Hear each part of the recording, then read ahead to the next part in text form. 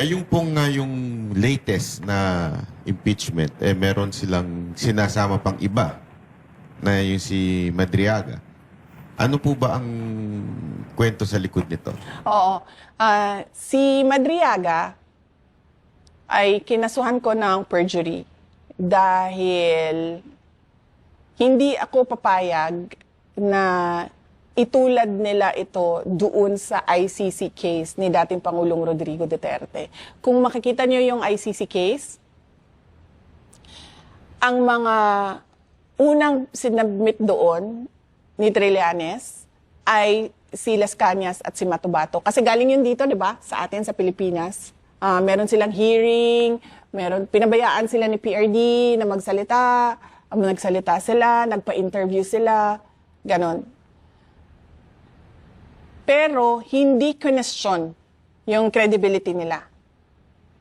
Parang tinanggap na lang ng lahat na totoo yung sinasabi ng witnesses. So dito, pagdating kay Madriaga, nag-file kami ng perjury kasi sinasabi namin walang katotohanan lahat ng sinasabi niya. At ito yung aming mga ebidensya bakit namin nagsusuporta sa sinasabi ko na hindi totoo yan. Makikita nyo, actually, 6 nga pala no? May 3 akong hindi pinangalanan. 1, 2, 3, tapos Makabayan, BBM, Pink Yellow. Meron pang 3. Makikita nyo, sa mga lumalabas na news items, sinasabi bagman, sinasabi aid, sinasabi civilian intelligence agent. May mga ganun sila na words na hindi mo makikita doon sa affidavit. So bigla na lang siyang may narrative na sila. Bakit? Kasi kung makikita ninyo yung Madriaga affidavit, lumabas yon pagkatapos na ma-dismiss ng Supreme Court ang impeachment. Yung una nilang impeachment noong 2025. Yung una nila. Kasi doon sa kwento nila, wala silang, kumbaga, whistleblower. Kasi lahat ng kanilang ebidensya, kinuha lang nila at sila lang yung nagsasabi, mali ito, mali ito. Sila lang yung nagsasabi. Wala ni isang tao silang hawak na nagsasabi, uy, kinuha yung pera, uy, hindi totoo yan. Wala silang ganon. So, ang ginawa nila, dinagdagan nila ng isang Madriaga na hindi totoo ang sinabi at sinasabi nila, ito yung missing link ko, si Madriaga. So, sa ibang araw, pwede natin pag-usapan pa isa-isa yung affidavit ko kay Madriaga na hindi ko kilala yung taong yan. Hindi ko man lang nakausap yan ng kahit ano. Tapos, VP, connect na natin. Oo, I-connect na natin. Diba? Itong Whistleblower. itong Madriaga, no? Oo. Reputation-wise or credibility-wise, meron ding isang grupo ngayon na nagsasalita patungkol sa corruption. And we are talking about 805 billion in total ng na-deliver daw nila sa mga congressmen at saka sa mga mangilan-ngilang senador. So, anong masasabi nyo doon na parang kayo, grabe yung paghahanap nila ng ebidensya, mantakin mo 3 taon na halos inuurot-urot nila ito hanggang makarating dito sa impeachment. Samantalang ito, yung kung hindi kayo updated, VP may mga dating membro ng AFP na lumabas, nagdi-deliver daw sila ng mali-malitang pera at documented. May mga pictures sila, may mga proof sila. Pero bakit parang hindi ito binibigyan ng priority ng gobyerno ngayon? napansin ko na yung gobyerno hindi sila seryoso sa anti-corruption program nila. Kasi kung makikita mo, pinakita natin, diba, na yung impeachment ko, lahat yung ebidensya na yon, sila lang ang kumuha, sila lang ang gumawa, sila lang ang nagsabi, mali ito. Pero pagdating dito sa kabila, sa mali-maletang pera o tinawag nila na basura, walang in aid of legislation doon. Si Zaldico, on his own, nagsalita siya. Ito yung nalalaman ko. Si Gutesa, nagsalita siya. Ito yung alam ko. Itong 18 na dating security personnel ni Zaldico na ordinaryong mamamayan, walang kapangyarihan, alam niyang kakasuhan siya, alam niyang hahabulin siya, alam niyang papahirapan pamilya niya, alam niyang posible siyang patayin, nagsabi ng kanilang nalalaman. Hindi ko kilala to ha, walang makakapagsabi dyan sa kanila na kinausap ko sila o nakita ko sila o kinita ko sila. Kahit man yung mga kasama nila, yung abogado. Walang makakapagsabi dyan sa kanila na alam ko kung ano yung ginagawa nila. Ito, mga ordinaryong tao na nagsabi, ito yung alam namin sa korupsyon eh. Pero makikita nyo, sobrang tahimik nung gobyerno. Wala man lang silang, we take this seriously and we will look into the allegations, we will check the documents, we will look into the photos. If these are real, walang ganun. Ang lumalabas lang, ay nako, mga dishonorably discharged yan. Ay nako, pakawala yan ng mga Duterte. Ay nako, si Zaldico ba pakawala namin? Si Zaldico kasama nila yun, diba? Siya yung Shiminet, diba? Sa kanya galing yun. Yung Shiminet. Kay Zaldi galing yun. Against me. Pakawala ba namin yan? Si Guteza, wala man nakakilala dun sa kanya. Paano naging pakawala namin? So, sa mga ganon, kapag tinatamaan si Martin Romualdez, si BBM, yung administrasyon, kung sino man yung mga tumanggap ng mali-maletang pera, hindi nila siniseryoso.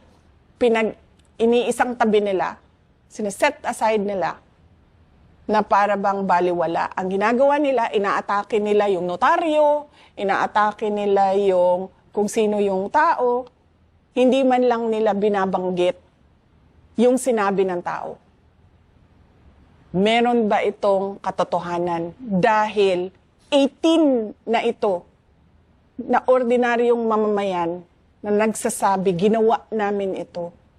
Naghatid kami ng pera sa mga taong ito. Wala. Tahimik. So makikita mo, seryoso ba talaga ang gobyerno sa anti-corruption? Hindi. Wala. Wala silang pakialam. Kasi tatamaan sila eh doon sa mga katotohanan na sinasabi. Kasi paano mo ba masabi na merong ulterior motive yung mga nagsasalita? Ano bang, what will they gain if they speak about what they know? Diba? Wala naman eh. Hindi man yan tatakbo sa eleksyon, hindi yan mananalo. Hindi naman yan kunwari magsasalita kontra sa katiwalian sa administrasyon ay mabibigyan ng medal. Wala silang makukuha dyan sa ginawa nila. So doon pa lang mag-iisip na sana yung gobyerno, di ba? Itong tao ito, walang motibo ito para magsalita ng kung ano yung nalalaman niya sa katiwalian. Pero nagsalita pa rin siya. So, ibig sabihin, merong truth dyan. Pero para sa gobyerno, para sa administrasyon, paninira lang yan. Panglihis lang yan sa ICC investigation. Yun pa yung sinasabi nila. Pero ang alam mo, exciting yung sinabi ni VP yung next week daw, kay Madriaga naman ang pag-uusapan. So, ibig sabihin, may next week. Yeah. ibalik ang tapang at malasakit. Binabalik na nga natin ba? Yan. Magiging regular program na yan. Palagay ko, napakaganda nito eh. Napakaganda nitong opportunity na to. Kasi marami rin talaga, VP, mga kababayan natin na gusto marinig yung mga sagot mo sa bawat batikos nila sa'yo. Kasi parang sinasabi nila, Banat Bay, masyadong mabait si VP eh. Kaya nga, noong kayo ay nag-file ng kaso kay Madriaga, people are expecting na hindi lang si Madriaga yung sasampahan nyo ng kaso eh. Na marami pang iba. Darating tayo doon. Depende na yan sa kahandaan ng abogado kasi sila yung mga naghahanda. In fact, yung kay Madriaga, matagal yan na trabaho nung Panelo Law Office para mabuo yung sagot para detalyado at pulido at meron talagang ebidensya yung sinasabi naming perjury. Ngayong araw na ito, pinakita lang natin yung double standard ba? Ito walang ebidensya, gumawa ng ebidensya, umabot sa impeachment. Ito may ebidensya talaga na hindi gawa-gawa yung ebidensya, base siya sa isang ordinaryong mamamayan na walang motibo para sirain ang administrasyon, pero hindi pinapansin at hindi tinututukan at hindi binibigyan ng halaga. At saka testimonial evidence to. So talagang ebidensya dahil first-hand information yung nakuha nila. Saka hindi lang yun yung mga naglalabasan na, Banat Bay. Meron pa nung nakaraan, VP, kung hindi mo nabalitaan, yung text messages. Ay, nako. Yung text messages na sinabi ni Egay Erice na ipinakita daw sa kanya yung detalyadong paggamit ng pera galing sa flood control, nagamit pa daw yan noong nakaraang eleksyon. So ito pa, yun pa. Yeah, so kaya ko nasabi ay nako eh. Kasi ang dami niyan. Ang dami niyang text messages na yan. Hindi yan isa lang.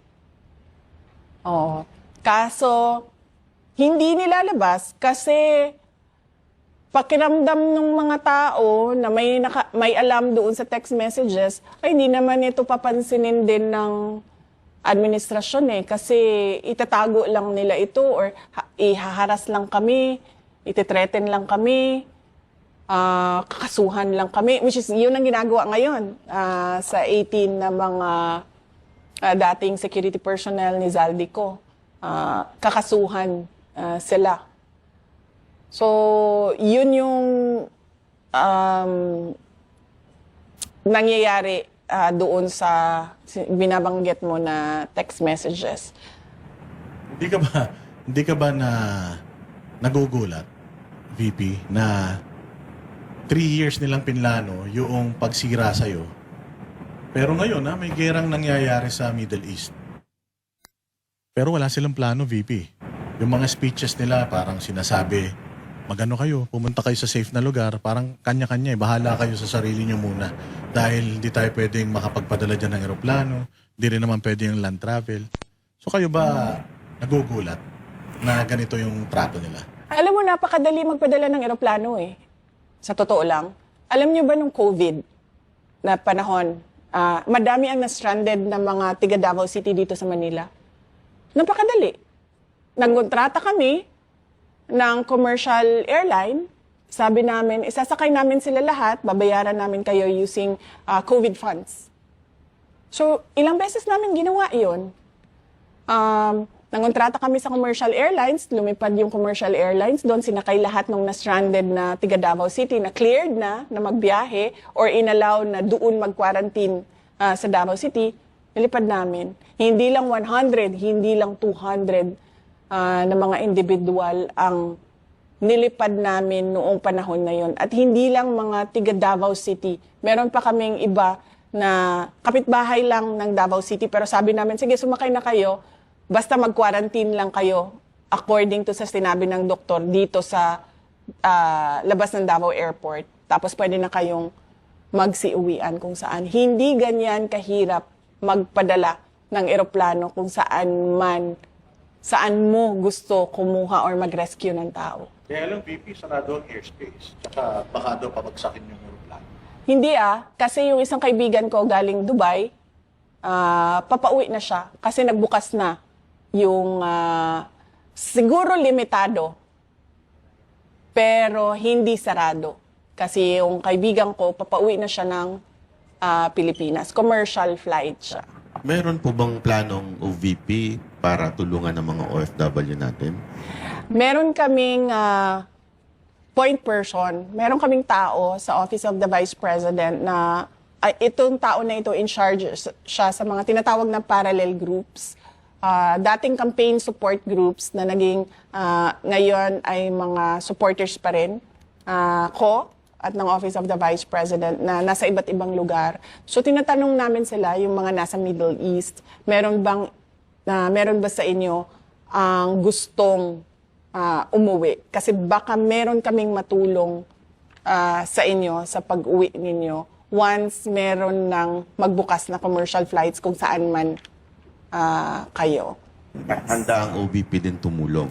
Yes, limited yung capacity namin na tumulong, pero handa kami na tumulong doon sa mga gusto talagang umuwi. So far, tinatanong ko yung tao namin sa Office of the Vice President, tinatanong ko siya kung meron ba nagsabi sa kanya na gustong umuwi, kailangan ng tulong. Lahat daw nagsasabi na ay nilang umuwi kasi wala silang uuwian dito sa administrasyon ni BBM, walang trabaho na maibibigay sa kanila. At paano na lang daw yung mga anak nila magugutom. Pero sinabi pa rin namin na kung meron man gustong umuwi, ay ipaalam sa kanya at hahanapan namin ng paraan paano kami makatulong sa kanila para mabalik sila dito sa Pilipinas. Alam mo, nahihiya talaga ako sa mga kababayan natin dahil nakita nyo naman yung ilang oras natin na pinag-uusapan na impeachment at panggagago ng mga miyembro ng House of Representatives na ang daming mga kababayan natin na mas malaki pa yung problema nila ba? Tulad niyan, naiipit sa giyera. Hindi alam kung anong mangyayari sa mga susunod na araw. Nag-aalala sa kaligtasan nila. Yung mga kababayan natin na walang trabaho, nandito sa Pilipinas, walang trabaho, walang oportunidad. Mga negosyo ng mga businessman dito sa Pilipinas, bagsak. Walang kita. May kita man, sobrang liit. Nagugutom natin ng mga kababayan. Ang dami nun. Na parang tipong araw-araw nila hinahanap yung pera, pambili ng pagkain. Hindi na nga nila maisip araw-araw paano yung ligo ko eh. Kasi paggising nila, saan ko hahanapin ang pambili ng bigas mamayang hapon? Ang daming, yung mga nagkakasakit, sobrang dami nun na hindi nila alam saan nila kukunin yung pang-chemo therapy nila. Tapos, nakakahiya sa ating mga kababayan na ganito pa rin. Nandito pa rin tayo sa politika, nandito pa rin tayo sa impeachment. Tapos sila, hindi na nila alam saan nila hahanapin yung hope, yung pag-asa. Saan nila panghahawakan yung pag-asa ng kinabukasan nila. Kasi nakita ko yung yung na parang ibalik ang tapang at malasakit. Kasi nawala po talaga yung ganoon sa gobyerno. Dati, nung panahon ni Pangulong Duterte, naramdaman niya ng mga OFW yung malasakit. Pero nakakalungkot lang isipin, ayaw nilang umuwi kasi wala silang uuwian. Kahit delikado na yung buhay nila. But no choice. Yun yung sinasabi. Pero firm si Pangulong Duterte before nung naglatag siya ng parang deployment ban sa Kuwait noon eh. Na kahit na ayaw ng mga Pilipino, firm siya, hindi, madidisgrasya kayo eh. Kasi merong pang-aabuso sa mga Pilipino doon noon eh. So talagang kahit hindi nasusunod yung tao, ang nasusunod talaga yung presidente. Kung ano yung tama, kung ano yung kailangan. Kasi talaga ang Pilipino, magaling yan sa ganyan, yung kapit sa patalim VP di ba? Minsan, gagawin na lang nila kahit na mahirap kasi may mga pamilya silang may mga pamilya silang sinusuportahan dito sa Pilipinas. Isa pa yan sa problema natin, human trafficking.